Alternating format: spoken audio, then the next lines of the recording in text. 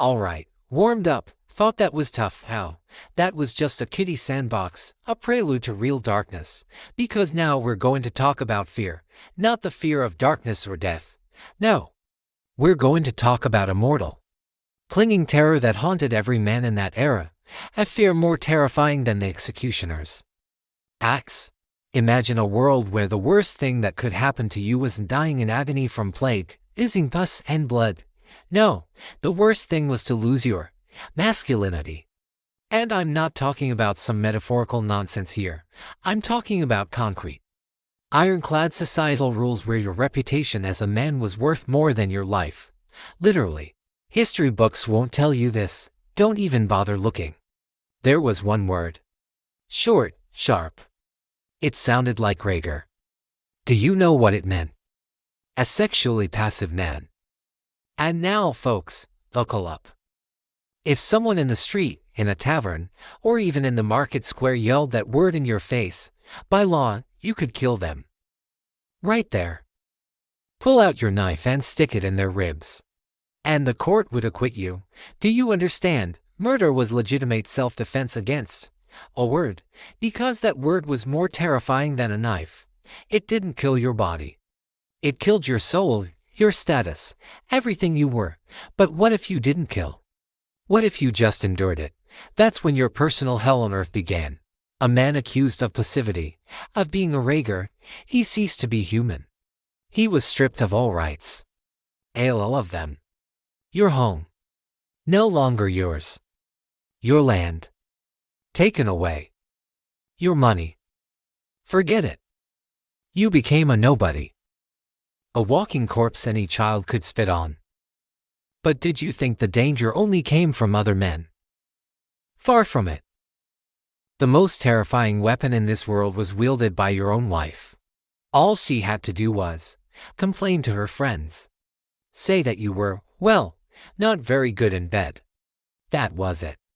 The rumor spread like plague through a medieval city. First whispers in corners, then laughter behind your back, and then a brand. Your reputation turned to dust, and with it, your entire life. And these weren't just personal tragedies, folks. This escalated to the scale of real warfare. A drunken insult hurled in a tavern could ignite a bloody slaughter that lasted for decades. The insulted family would seek revenge on the insulting family. They'd retaliate. And soon, entire clans would be butchered, dozens of corpses, burned villages, all because of one damn word. Uttered in the heat of an argument, they transformed violence into the art of war. All because of one damn word, uttered in the heat of an argument. But if you think all this butchery amounted to a simple "you killed my brother, I'll kill yours," then, my friends, you are profoundly mistaken. It was much filthier, because these guys turned violence into a true art. The art of total, absolute humiliation. Their goal wasn't just to kill an enemy. No, the goal was to break him, to grind him to dust, to take not his life, but his very essence, his honor, his masculine power. And now, get ready. We're diving into some wild stuff you definitely won't hear about in history class. Their main weapon, their signature psychological warfare technique, was sex. Yes, you heard that right. Just not in the way you might be thinking. This was sex as a tool of total domination. There was a ritual, called the blow of shame in the sagas. They didn't disembowel a captive enemy. They threw him to the ground, ripped off his pants, and stabbed his buttocks with a sword or spear. Think it was just a painful torment? This was a symbolic act of rape. Public, cruel, taking everything. In a world where your reputation as a warrior was all you had, such a blow, witnessed by everyone, turned you into a woman, into nothing. You might survive. Your wounds might heal, but your honor never. But wait, that's just the beginning. That was for ordinary warriors. For chieftains, for clan leaders, it was even more terrifying. They weren't just symbolically humiliated. A captured Koning or Jarl could be publicly, in front of his own surviving warriors, truly raped. And this wasn't just an act of sadism. No, they believed that by doing so, they stole his masculine power, his luck, his charisma, Do you understand? They literally sucked the leadership out of him, leaving an empty, broken shell. Imagine yesterday he was a god of war, leading hundreds of men, and today he's just a piece of meat, broken for the amusement of the victors. And what then? Do you think someone who survived that returned home a hero, having endured torment? Far from it. He became an outcast, a leper. A man who had been a woman, his own community, his family, turned away from him. He was a living reminder of shared shame, a festering wound on the body of the clan. They didn't kill him. They simply erased him from life. He was a walking dead man. And that was more terrifying than any quick death on the battlefield. And this system was industrialized. It wasn't some rare atrocity. It was, damn it, an economy. Cities like Dublin or York at that time weren't just trade centers. They were gigantic slave markets. Huge slave fairs where people were sold by the hundreds, and a significant portion of this live cargo, especially young boys and girls, were sold specifically for sexual exploitation. It was an entire industry of humiliation, built on bones and tears. So, the next time you see a brutal warrior with an axe in a movie, just know that behind that image lies a world where the most terrifying weapon was aimed not at the heart, but much, much lower. Your wedding night, a public spectacle, yes, we ended on a rather grim note. But if you think that's where the humiliations and control over the most intimate aspects ended, then you are deeply, very deeply mistaken, because we just talked about violence outside the law. And now we'll talk about legalized humiliation, about what was considered normal. All right. Buckled up. Let's go further down this rabbit hole. Imagine a wedding. You know, romance, flowers, vows of eternal love. Now erase that image from your mind with an eraser and burn it, because with the Vikings, everything was a little different. Here's a typical wedding ceremony for you. The bride sits there, all dressed up, and then on her lap, bam, they place a huge, heavy Thor's hammer. And no, this isn't just an amulet against evil forces, as teary-eyed TV shows might tell you. This, folks, is a blatant phallic symbol. A direct, blatant hint, there will be fertility now, baby. Lots of fertility. Whether you want it or not. Can you already feel which way the wind is blowing? But wait, that's just the beginning. The real kicker is the wedding night. What we today consider the epitome of intimacy and privacy, for them was a public spectacle. A legal act that required witnesses. Yes, you heard that right. When the newlyweds were led to the bedroom, an entire procession followed them. Mother, father, the bride's uncle, a couple or three of the most respected relatives from the groom's side. And they didn't just wish them sweet dreams and close the door. Oh no. Some, the most important ones, stayed right in the room. The bride's uncle or another trusted man from her lineage might stand in the corner and watch. His job was to confirm that the marriage had been consummated, that everything went as it should, that his niece, so to speak, had been attended to according to the law. Can you imagine this? You're a young girl, maybe 15 years old. You might be seeing this man for the second time in your life. And here's your first night with a man, with your uncle standing in a dark corner of the room, watching, hearing every breath you take, every creak of the bed. All around, the heavy smell of sweat, ale, the breathing of several people in a small, stuffy room. Romantic, isn't it? But that's not the end. Did you think they'd just watch and leave? Far from it. The morning brought the finale of this theater of the absurd, blood-stained sheets. They weren't shyly hidden in a laundry basket. They were brought out for public display, like a trophy, like the grand prize. This wasn't just an excuse for guests' vulgar jokes. It was a legal document, proof that the bride was a virgin, meaning her family hadn't deceived the groom's family, and that meant any children born would be legitimate heirs. All your honor, all your future, all the value of your lineage, right there on that dirty, crumpled fabric with the brown stains, your most intimate, most painful, most humiliating night. Put on display for a drunken crowd, your pain their celebration, your humiliation their legal guarantee. History textbooks definitely won't tell you this when they describe the brave seafarers. There's no room there for a girl lying on a bed, staring at the ceiling, praying for this nightmare to end quickly, while her uncle nods approvingly in the corner. But what if there was no blood? What awaited a tainted bride, whose main commodity turned out to be flawed? Oh, we'll talk about that next time. And believe me, it gets even darker. A chieftain's funeral was an orgy and a sacrifice. Did I promise you it would be darker than the story of the tainted bride? I wasn't kidding. Did you think public humiliation and the fear of an uncle nodding approvingly from a corner was rock bottom? We haven't even started digging. We've just scratched the surface. Today we dive deeper into a darkness where a woman's value is measured not by her virginity, but by her readiness to die.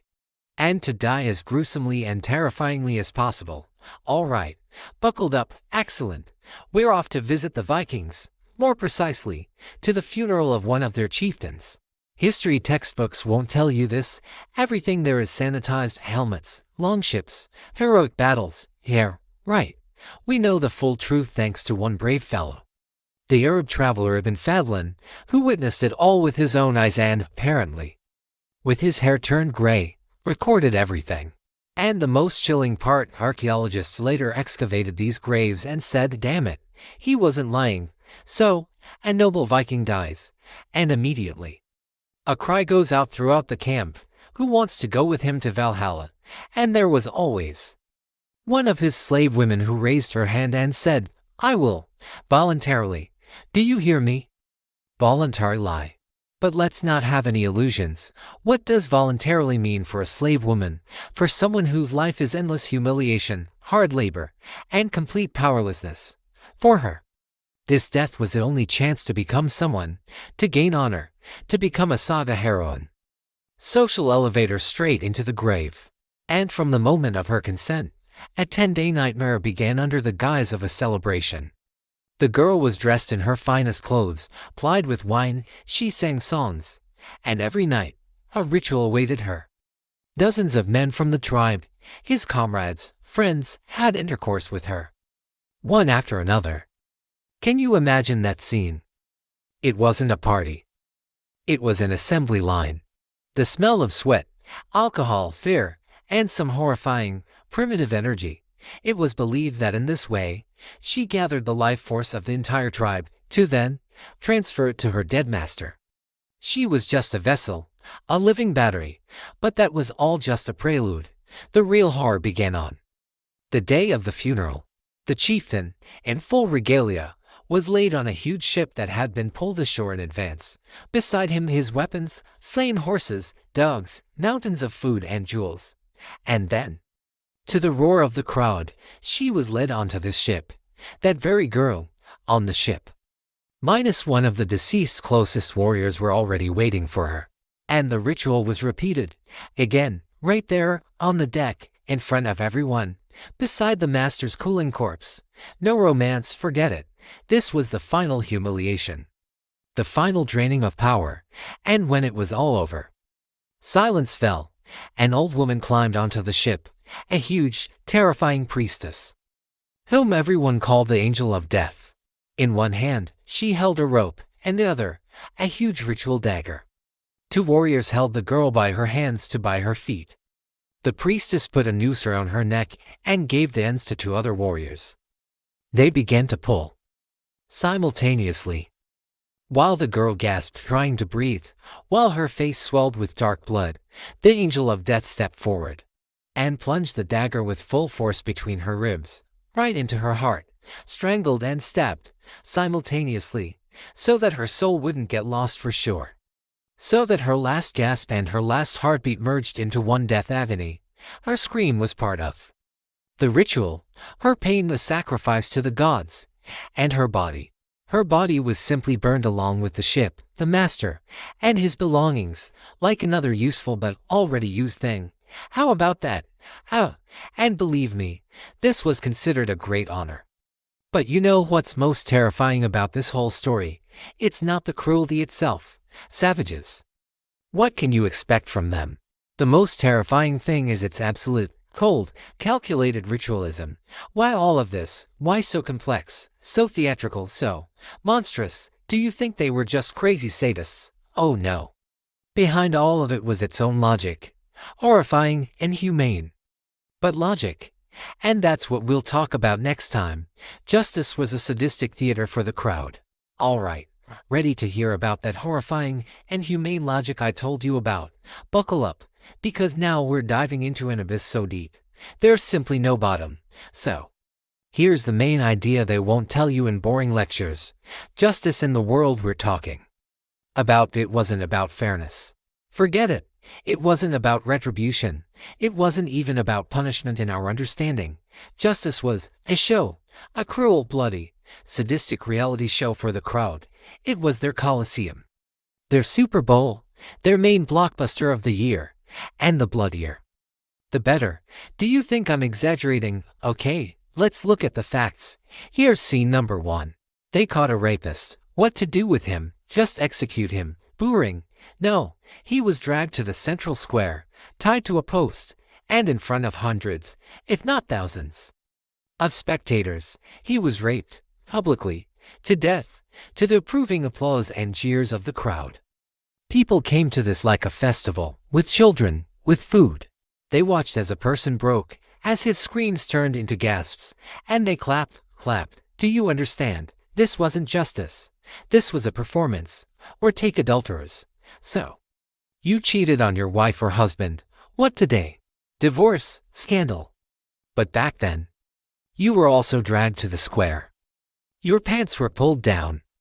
And in front of everyone, to comments and jokes from the crowd, a specially trained executioner, with one swift movement, severed all your male dignity. Blood, screams, humiliation, and for the spectators, a free circus. A way to blow off steam, to laugh at someone else's misery. But wait, that's just the beginning. Sometimes, entire torture festivals were organized. Yes, you heard that right. Festivals. This is when captured enemies were taken. And the highlight of the program, the main entertainment, was sophisticated sexual torment inflicted upon them.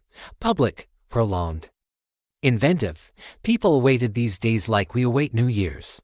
And here's the cherry on top of this rotten cake. The spectators placed bets. Yes, like at a racetrack, they bet money on how long the victim would last. Would they break in the 3rd hour of torture or hold out until the 5th? Would they scream immediately or endure it?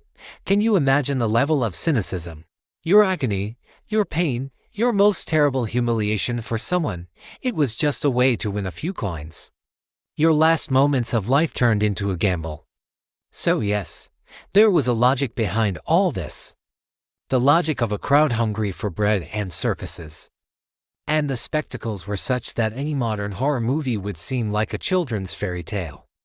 This was their Netflix, their TikTok, their way to entertain themselves. Only instead of pixels on a screen, there was real blood, real pain, and real, unadulterated horror. But you know what's most terrifying about all of this? Why? Why did they need exactly this? What hunger resided within these people that could only be quenched by others' suffering? And the main question, have we really come that far from them? Think about it. So here it is, the main lesson. History isn't about heroes and kings. It's about primeval terror and a crowd hungry for spectacle. If you want to keep peeling back the layers on history's dirtiest pages, you know what to do. Smash that damn subscribe button and hit the like button so I know you enjoyed it. Now for the main question in the comments. Do you think we've really changed that much? Or have our sadistic theaters just gone digital? Talk soon.